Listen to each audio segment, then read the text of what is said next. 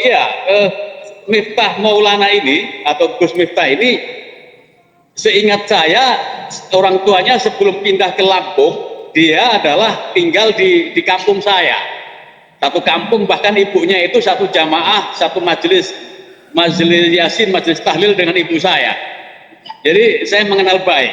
Bahasanya pun sebenarnya logatnya, langgamnya, diksinya, itu nomenklaturnya itu ya sama persis dengan saya karena memang satu kampung ya. Nah, apakah dia Gus atau dia keturunan kiai besar atau semacamnya? Di kampung saya itu sejak saya lahir tahun 70-an awal hingga sekarang ini nyaris tidak ada pendatang. Pendatang itu ya orang mungkin satu atau dua yang kawin nikah dengan orang dari jauh ya. Tapi memang tidak ada pendatang yang secara alami datang ke situ di luar pernikahan. Ada pendatang karena proses pernikahan. Nah, satu kampung satu desa itu kita saling kenal.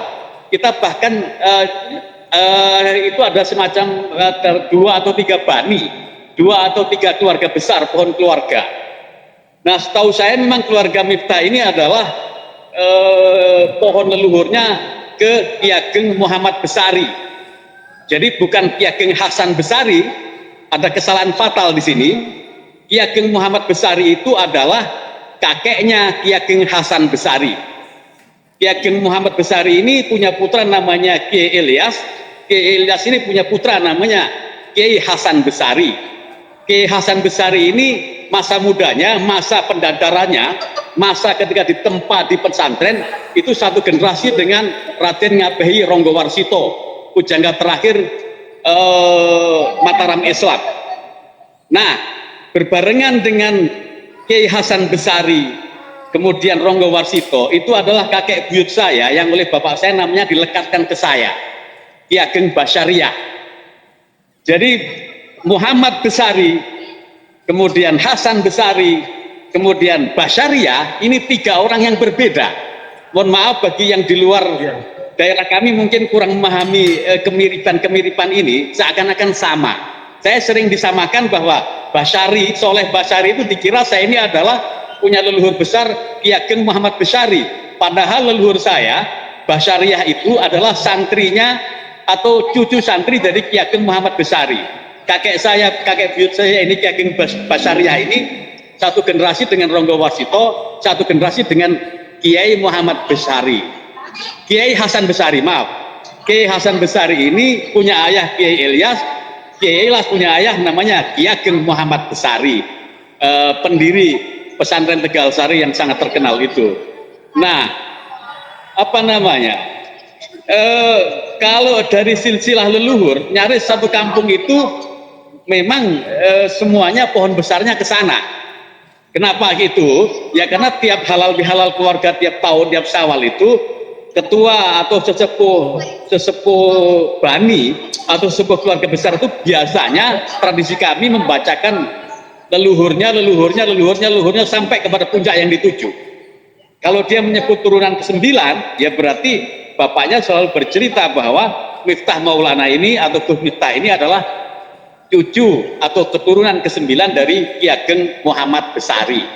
Lagi-lagi Ki Ageng Muhammad Besari, bukan Ki Ageng Hasan Besari. Tidak ada Ki Ageng Hasan Besari itu, yang ada adalah Ki Ageng Muhammad Besari.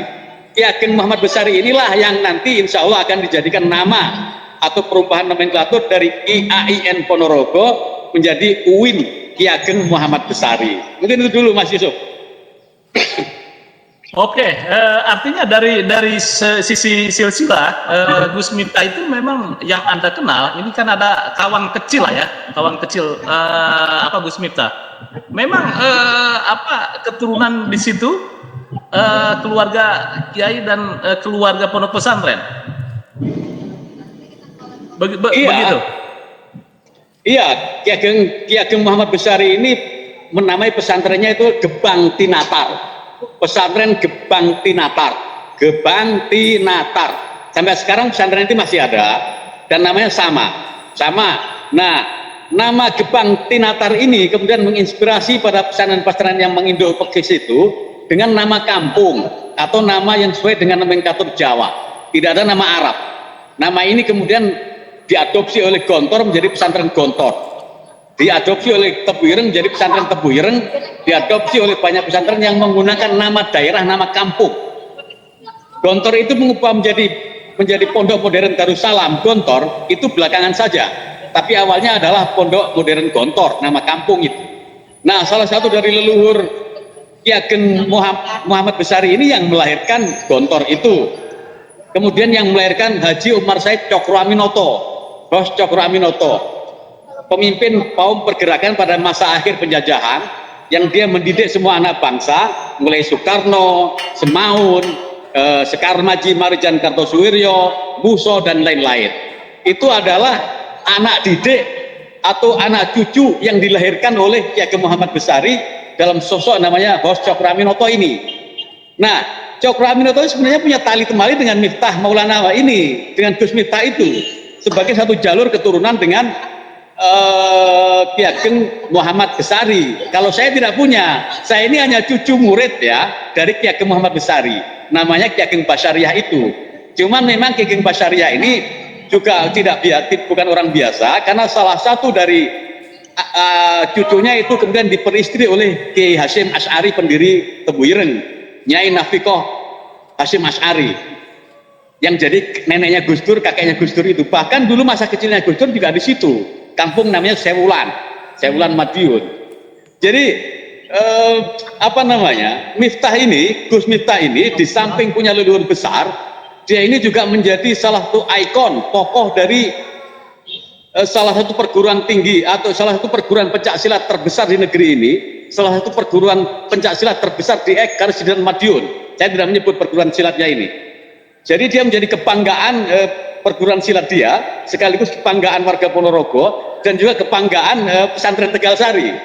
Tapi ketika dia dengan besar hati karena tekanan publik dan macam-macam untuk kondusivitas dan lain-lain, saya menghormati, saya respect itu sebuah langkah politik yang sangat dewasa, dan tanpa harus menyebut bahwa dia menikmati fasilitas atau belum, menikmati fasilitas negara atau belum, itu soal lain.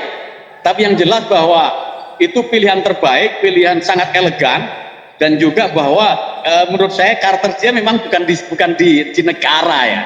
Kakeknya saja, Bos Cokro Aminoto, itu juga orang menyebut adalah Raja Jawa tanpa mahkota.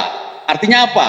Cokro yang mendidik Bung Karno, Cokro yang mendidik Semaun, Cokro yang mendidik Muso, Cokro yang mendidik Sekar Maji Marijan Kartosuwiryo, dia sama sekali tidak menikmati hasil perjuangan didikannya itu.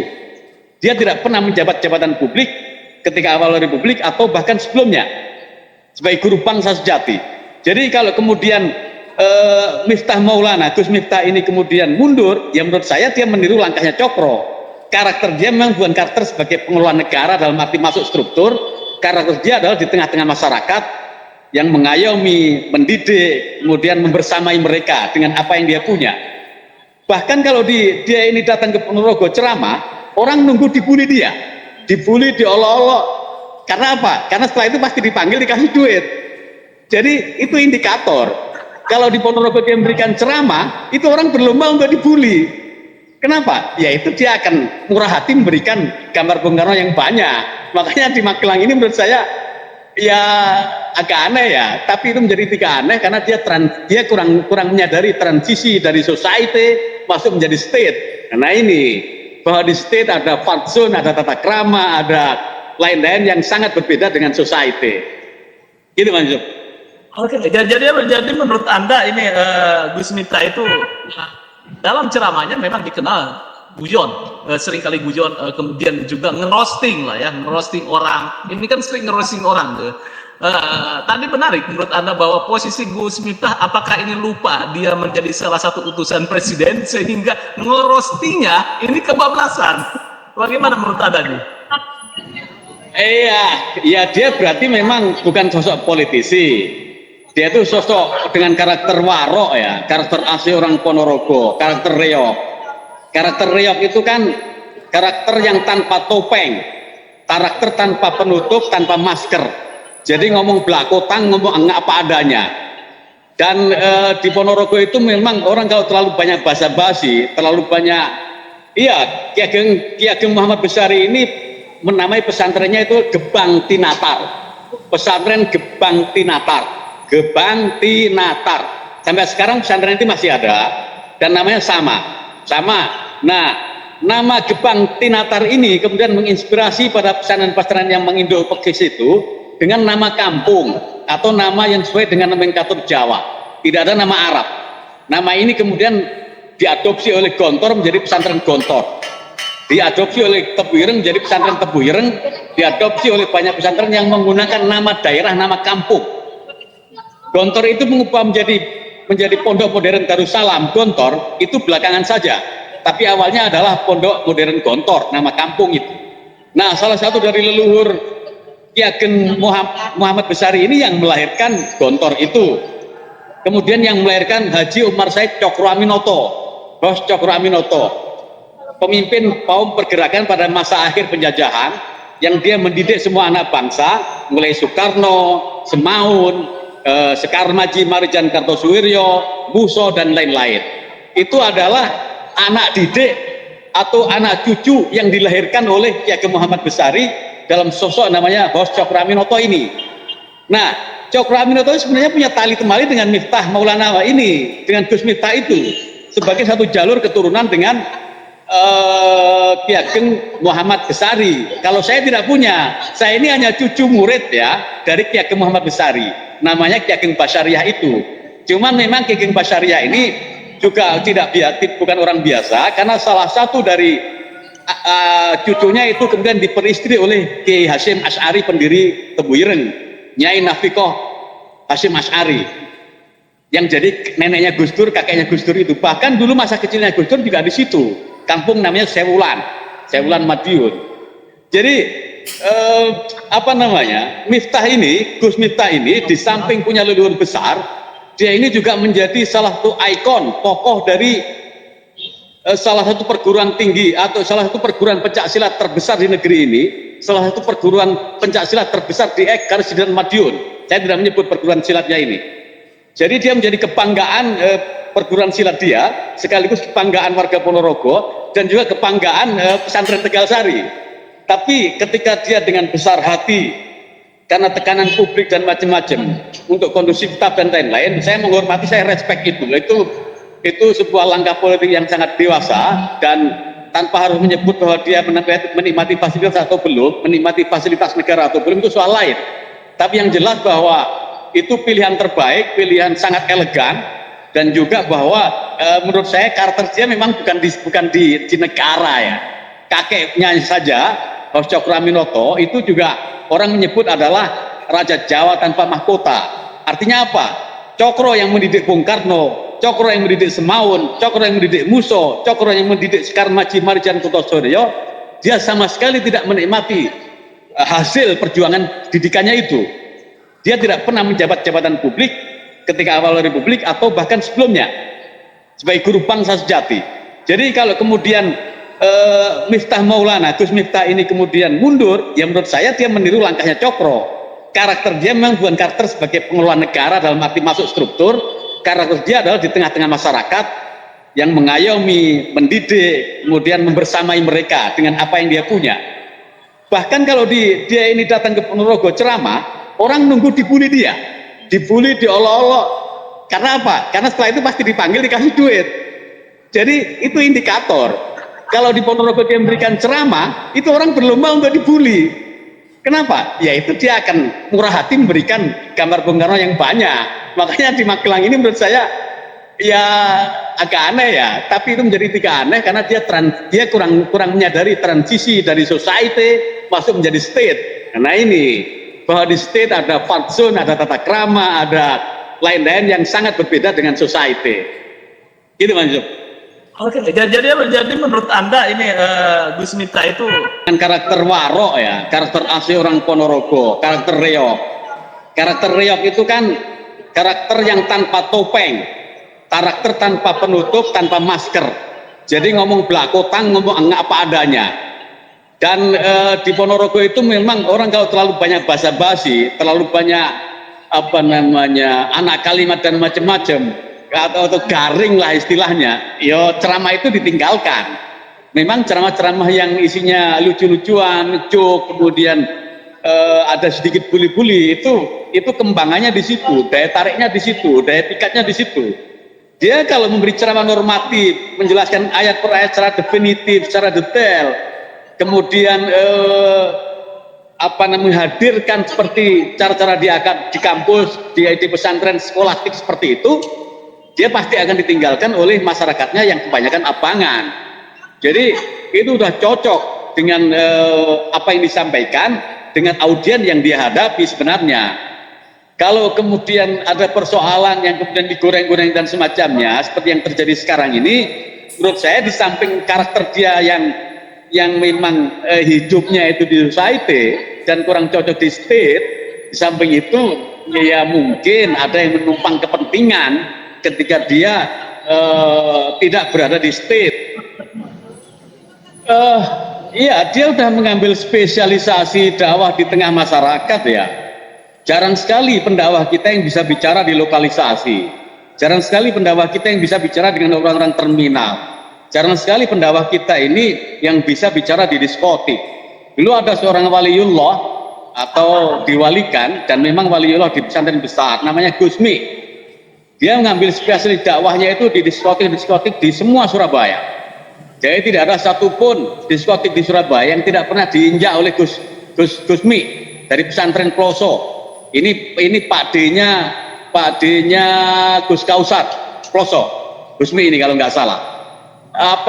Jadi ya ketika dia harus kembali normal dalam tanda kutip berdakwah seperti umumnya yang lain, berarti segmen yang selama ini dia bangun, segmen yang membesarkan nama dia ditinggalkan.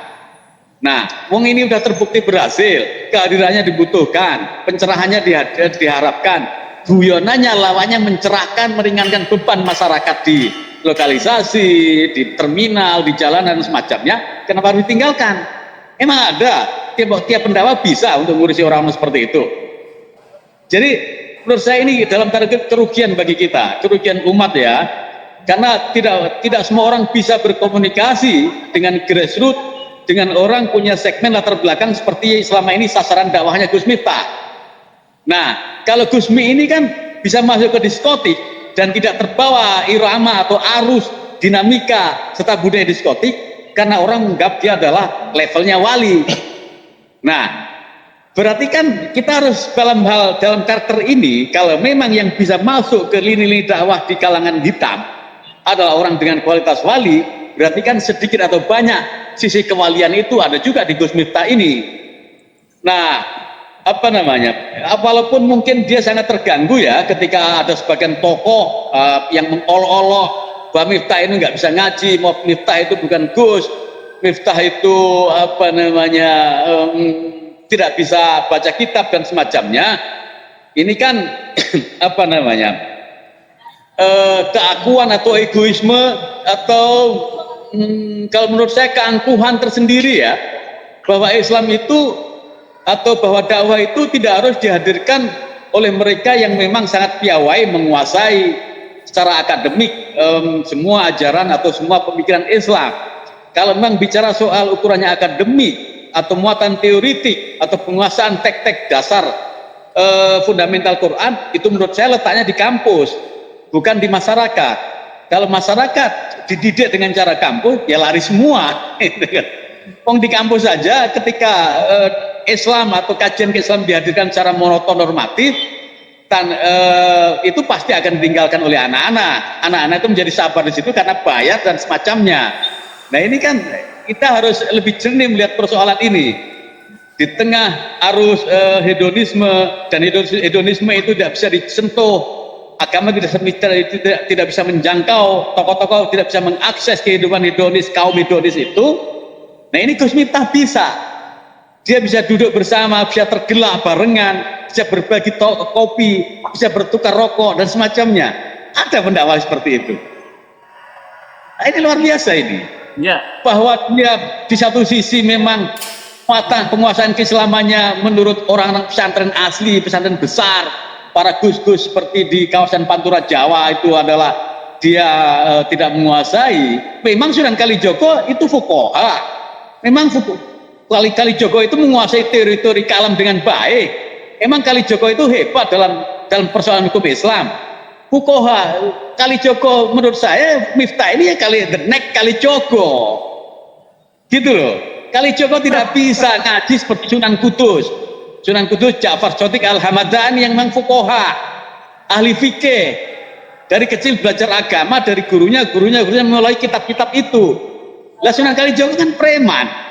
Sama Miftah ini juga hidupnya di jalanan, dia pesilat. Dia pesilat, kemudian di tengah-tengah itu dia juga belajar di pesantren namanya pesantren Dipokerti Coper Jetis Ponorogo. Pesantren Dipokerti ini orang Ponorogonya menyebutnya pesantren jadukan, pesantren untuk kesaktian. Kebal, tidak mempan bacok, tidak mempan peluru, rambutnya dipotong pakai gunting tidak tedas dan semacamnya itu. Suwuknya perdukunannya kuat. Nah, Miftah memang menempa diri di pesantren model itu. Jadi dia sudah menyadari dari awal kenapa milih pesantren seperti itu, karena segmen dakwah yang dia pilih adalah dunia yang keras, dunia hitam, dunia yang sama sekali tidak bisa dijangkau oleh gus-gus besar di Pantura itu, atau mereka yang bermarkas di Keramat Raya 164 itu. Coba yang di Keramat Raya 164 itu melakukan apa yang dilakukan oleh Miftah semalam saja, bisa nggak dia? Ini tantangannya luas, jadi dakwah itu tidak kemudian seukuran pesantren. Kalau kita tarik ke para waliullah, ada Abu Yazid Al-Bustami, ya. Ini orang tidak tahu bahwa dia itu auliaillah, min ba'di auli. Orang tidak tahu bahwa dia itu salah satu dari wali Allah, Abu Yazid Al-Bustami ini. Kenapa? Hidup najib jalanan, hidupnya di lokalisasi, hidupnya dengan Bromo Corah dan semacamnya. Tapi kemudian ternyata Syekh Abdul Qadir Al-Jilani memang dia seorang wali dan performanya seorang wali, pakai jubah, pakai gamis, pakai tasbih ke sana kemari, sehingga orang pun tahu bahwa dia waliullah. Nah, Abu Yazid Al-Bustami ini nggak ada yang tahu. Ya, Abu Yazid Al-Bustami sekarang ini Miftah itu, gitu loh. Saya mananya begitu Pak Yusuf. Punya kebanggaan terhadap Gus Miftah dan dia mundur ya dari utusan khusus presiden. Iya, saya respect dengan karakternya, respect dengan pilihan dia untuk mundur. Kenapa? Ya kalau dia mundur, dia mencontoh saudara lain atau kakeknya yang lain dari jalur lain, Haji Umar Said Cokroaminoto. Orang menyebut dia adalah seperti saya sebut tadi, Raja Jawa tanpa mahkota. Dia rela mendidik semua calon pemimpin bangsa dan dia rela tidak menikmati sedikit pun dari hasil didikannya itu. Pertama itu. Kemudian kedua, kakeknya Miftah Maulana Habibur Rahman ini, Ki Ageng Muhammad Besari ini, memang dia berhasil mendidik santri-santrinya untuk tidak kemaruk jabatan. Bahkan kakek buyut saya yang Ki Ageng Basaria itu, yang cucu santrinya itu, yang satu periode dengan Ronggo Warsito dan Hasan Besari, itu ketika membantu Pakubuwono III dari geger Pacinan Mas Garendi dan semacamnya, ketika dijadikan Perdana Menteri oleh Pakubuwono III setelah pemberontakan dihentikan, kakek buyut saya juga menolak itu. Kenapa? Karena saya ini seorang kiai, wilayah saya adalah pesantren dan masjid. Wilayah saya di tengah-tengah masyarakat, wilayah saya adalah society. Padahal itu Perdana Menteri sebagai upah dia memadamkan berontakan, upah memberi suaka politik perlindungan Pakubuwono III ketika lari dari kejaran Mas Gerendi dan kawan-kawan. Kemudian dia minta suaka kepada kakeknya Ki Hasan Besari yang namanya Ki Ageng Muhammad Besari. Sampai beberapa bulan kemudian dia diperintah untuk kembali ke Solo dan akhirnya memenangkan pertempuran merebut kembali istananya itu. Jadi bagi Miftah, kekuasaan atau semacamnya itu dia tidak meminta. Kalau memang ada yang meminta, ada yang memaksa meminta, ada yang mengkondisikan, men-setting untuk mengolah ini untuk meminta, ya dia akan diberikan dengan sukarela. Saya paham sekali karakter dia. Atau bahkan tanpa ini pun, misal ada yang ingin bahwa yang lebih merasa punya hak untuk menduduki jabatan dia, jauh-jauh hari sebelum peristiwa ini, ketika minta baik-baik pasti diberikan. Saya paham betul karakter dia, karakter pesantren Gebang Tinatar Tegal Sari, karakter cara mendidik Ki Ageng Muhammad Besari itu persis kayak dilakukan oleh Miftah. Oke, Dr. Soleh, apakah Anda tidak sedang membela Gus Miftah? Iya, saya menghadirkan fakta ya. Saya menghadirkan fakta lain tentang pesantren Tegal Sari, tentang Ki Ageng Muhammad Besari, tentang Kiai Muhammad, tentang Kiai Hasan Besari, cucunya ini, agar tidak disalahpahami oleh banyak orang. Dan saya miris kalau kemudian yang menyalahpahami itu adalah para kiai atau tokoh-tokoh yang selama ini hidup di pesantren. Artinya kan secara pesantren saja mereka lupa atau tidak peduli sehingga salah-salah, tidak bisa membedakan antara Ki Ageng Muhammad Besari dan cucunya Hasan Besari. Nah ini kan ini. Nah bahwa kemudian ada nuansa pembelaan dan macam-macam, saya menghadirkan bahwa karakter Tegal Sari seperti itu, karakter Ponorogo rata-rata seperti itu, apalagi Miftah ini adalah salah satu pendekar dari perguruan pencaksilat terbesar di Indonesia ini. Jadi ini kebanggaan perguruan silat itu, dia kebanggaan warga Ponorogo yang hampir 40 dekade tidak bisa melahirkan mengirim tokohnya ke level nasional setelah Suprapto Sukowati dan Muhammad Isnain. Itu sebenarnya yang punya jawaban adalah Kementerian Kominfo Digi ya, kementeriannya Mutia Hafid. Apakah netizen itu ada yang menggerakkan ya, atau itu alamiah? Kalau ada yang menggerakkan kan berarti ya memang ada yang dalam tanda kutip men-setting atau mengambil manfaat dari peristiwa ini, kan itu. Nah kalau kemudian itu alamiah, ya, kita melihat bahwa dakwah-dakwah dia ini di kalangan milenial itu sangat dikagumi karena celetukannya, quote-quote-nya, kutipannya itu selalu segar, renyah dan representasi anak-anak muda yang tengah mencari jati diri. Nah yang ketiga, apakah netizen itu adalah representasi dari umur yang mana ini? Kalau yang umur anak muda, Gen Z, anak-anak yang tengah mencari jati diri, itu umumnya adalah pengagum dia, segmen dakwahnya Miftah Maulana ini. Dan saya yakin bahwa ketika pengagum dan segmen dakwahnya, dia akan sangat memahami pola pikir, sangat memahami nomenklatur diksi yang dia pilih. Menurut saya itu nggak ada persoalan itu, netizen yang alamiah itu. Nah, tapi saya nggak punya jawaban itu, apakah ada yang menggerakkan medsos yang sangat kencang seperti ini. Oke. Ya intinya memang Gus Miftah. Saya izin, Mas Yusuf. Closing statement bagaimana terhadap Gus Miftah ini? Bagaimana kira-kira closing statementnya? Dan beliau dengan rela mundur dari jabatannya sebagai utusan Presiden Prabowo.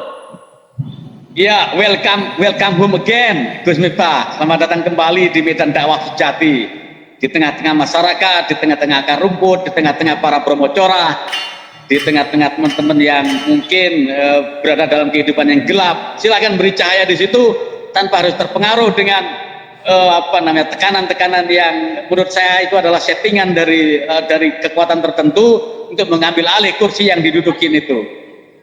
Negara memang bukan